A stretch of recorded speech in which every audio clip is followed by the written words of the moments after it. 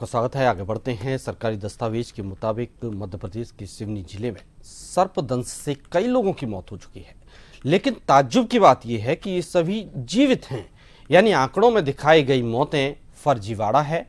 एक रिपोर्ट देखिए। इस शख्स को देखकर आप कभी अंदाजा भी नहीं लगा सकते कि इसे सांप के डसने से आधिकारिक तौर पर मृत घोषित कर दिया गया है। सरकारी दस्तावेज के मुताबिक मध्य प्रदेश के सिवनी जिले के मलारी गांव के रहने वाले संत कुमार बघेल का नाम मृतक के तौर पर दर्ज है। यही नहीं, इनके नाम पर कई लाख रुपए का सरकारी मुआवजा पहले ही दिया जा चुका है। जी, जानकारी में तो आए थे कि केवलारी में ऐसा ऐसा भ्रष्टाचार हुआ करके, और अभी आप लोग जो आए हैं तब मेरे को जानकारी ये लगी कि भाई कि आपको मृत घोषित करके और आपके नाम से पैसा निकाल लिए गए हैं, जबकि मेरे साथ ऐसा कुछ है नहीं। लेकिन इस तरह से जो भ्रष्टाचार उन लोग किया है, क्या मांग करते हैं आप? हम तो सरकार से यही मांग करते हैं कि ऐसे भ्रष्ट अधिकारी कर्मचारियों के ऊपर सख्त से सख्त कार्रवाई होना चाहिए, ताकि आगे इस प्रकार की गतिविधि में वो लिप्त न रह पाए। यहाँ तक कि बघेल के परिवार ने भी इस बात की तस्दीक की है कि वो जिंदा हैं और स्वस्थ हैं। ये जानकर हर कोई हैरान है कि कोई शख्स केवल सरकारी मुआवजा पाने के लिए इस तरह का फर्जीवाड़ा कैसे कर सकता है। ये बताइए कि आपके गांव में कोई संत कुमार जी रहते हैं क्या, और ये क्या उनकी मौत हो चुकी है सांप आप काटने से? क्या? हाँ, रहते हैं। वो मेरे भतीजे हैं।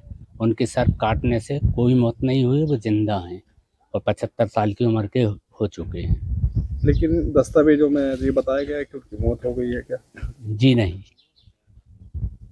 हुई है। सिवनी जिले की केवलारी तहसील में एक बड़ा घोटाला सामने आया है, जिसमें लोगों को सांप काटने जैसी घटनाओं का हवाला देकर गलत तरीके से मृत घोषित कर दिया गया, ताकि राज्य सरकार से मिलने वाले 4 लाख रुपए का मुआवजा फर्जी तरीके से लिया जा सके।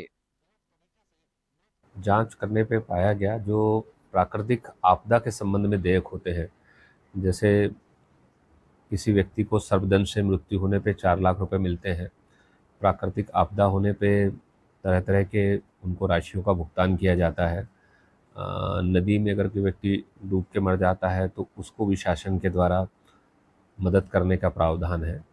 अधिकांश देयक इसी से संबंधित है और इसमें फर्जी देयक तैयार करके कोषालय के माध्यम से इसका भुगतान किया गया। कुछ मामलों में धोखाधड़ी से मुआवजा पाने के लिए एक ही नाम के शख्स को कई बार मृत बताकर मृत्यु प्रमाण पत्र जारी किए गए हैं। ऐसा ही एक मामला द्वारका बाई का है, जो सरकारी रिकॉर्ड के मुताबिक बिछुआ रैयत गांव की रहने वाली हैं। इसमें 3 नाम ऐसे हैं जिनके नाम पे बार बार फर्जी आहरण किया गया है। द्वारका बाई है, उनके नाम पे 28 बार पैसा निकाला गया है 4 लाख रुपए के मान से। ऐसे एक श्री राम है, एक राम प्रसाद जी है, इनके नाम पे भी ऐसे ही फर्जी देयक तैयार किए गए हैं। स्थानीय ग्रामीणों ने इस बात की पुष्टि की है कि द्वारकाबाई नाम की महिला उनके गांव में कभी थी ही नहीं। नहीं, इस गांव में इस नाम की महिला है ही नहीं। न सर्प ने ऐसे काटे की कोई जानकारी नहीं है उस महिला को, और उस महिला यहाँ रहती भी नहीं है ही नहीं, तो कहाँ से पता चलेगा? कितने साल की उम्र है आपके, जब क्योंकि कभी पहले भी अगर इस तरह की घटना कोई आई हो तो? मेरी 59 साल की उम्र है, पर 59 साल की उम्र में मैं ये नाम की महिला को पहली बार अभी आपके द्वारा सुन रहा हूँ, पर मैं रह रहा हूँ यहाँ जब से, इस नाम की महिला यहाँ नहीं।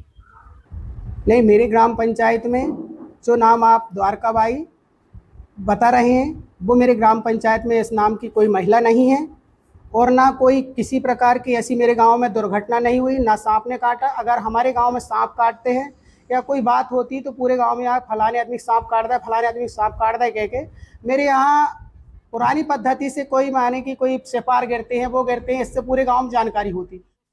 इसी तरह जामुन पानी गांव के रहने वाले लोगों को एक और मृतक शख्स श्रीराम के बारे में कोई जानकारी नहीं है, जिनके नाम पर सांप के काटने से कथित मौत के बाद 4 लाख रुपए का मुआवजा हासिल किया गया था और उन्हें जामुन पानी गांव का निवासी बताया गया था। ये आपकी ग्राम पंचायत में कोई श्री राम नाम का व्यक्ति है जैसे सर्प ने काटा हो कुछ सालों में? क्या नाम सर? श्री राम नाम का। श्री राम नाम का तो नहीं है सर जी। बाकी एक व्यक्ति को सर्प काटने से उसका पैसा मिला दिलीप चंदेल, पिता मुन्ना लाल चंदेल। लेकिन जो श्री राम है उसे कई बार सर्प ने काटा हो, नहीं, कोई श्री राम नहीं जान पानी पंचायत में कोई नहीं है। नजर।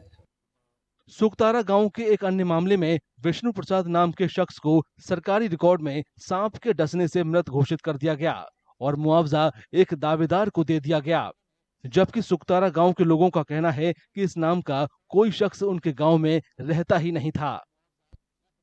जांच अधिकारियों के मुताबिक धोखाधड़ी के दावे 2019 और 2022 के बीच किए गए हैं और इस अवधि के दौरान 47 अलग अलग लोगों के बैंक खातों में 11 करोड़ रुपए की धनराशि बतौर मुआवजा जमा कराई गई है।